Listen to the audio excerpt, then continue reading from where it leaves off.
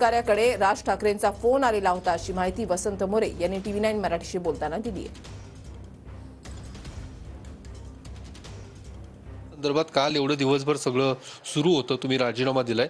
राज ठाकरेंकडून काही तुम्हाला फोन किंवा काही निरोप आलाय किंवा एकूण फोन माझ्या पक्षाच्या एका नेत्यांकडे आला होता, पण मी त्यांना काल विनंती केली की मला नका, प्लीज फोन देऊ नका, कारण मी साहेबांना फसवू शकत नाही, आयुष्यात कधी त्यांना फसवलं नाही.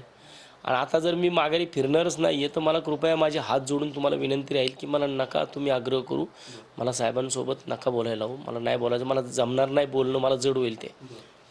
कारण परवा दिवशी पाहिलं तुम्ही तर मी सांगितलं, सगळ्यांना जाहीर सांगितलं की मला कालच्याला माझी परवा दिवशी शुगरसुद्धा प्रचंड वाढलेली होती.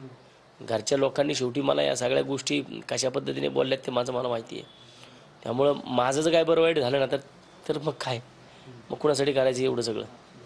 या सगळ्या तुमच्या पक्षाला सोडल्यानंतर, पक्षाला सोड चिठ्ठी दिल्यानंतर पक्षाला आदेश देण्यात आलेला आहे की कुणीही बोलायचं नाही, तुमच्या या सगळ्या राजीनाम्यावरती कुणी भाष्य करायचं नाहीये आणि तसे आदेश पक्षाकडूनच देण्यात आले. थांबले नाहीत ना, रात्री 3-3 वाजता फोन केलेत शाखा अध्यक्षांना, पोस्ट डिलीट कर, पोस्ट असं करा. या लोकांनी वाटोळं केलं पुण्याचं, आणि अजून झोपा येत नाहीत रात्रीच्या यांना.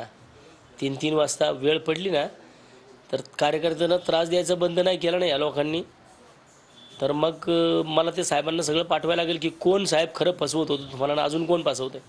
रात्री 3-3 वाजता फोन करून कार्यकर्त्यांना धमकी देतात, का मेसेज टाकला, का पोस्ट टाकली, का असं करतो, का तसं करतो. अरे फेसबुकवरती सोशल मीडिया आहे, व्यक्त होणारी व्यक्त वसंत मोरेने कुणाला सांगितलं नाही की बाबा रे माझ्या मागं पक्ष सोडणं, कुणाला सांगितलं नाही, अजिबात कुणालाही सांगितलं नाही. कधी कुणी यावं, कुणी सांगावं की वसंत मोरे म्हटलं की बाबा चल मी राजीनामा द्यायला, तुम्हाला समर्थक आहे पक्ष सोड.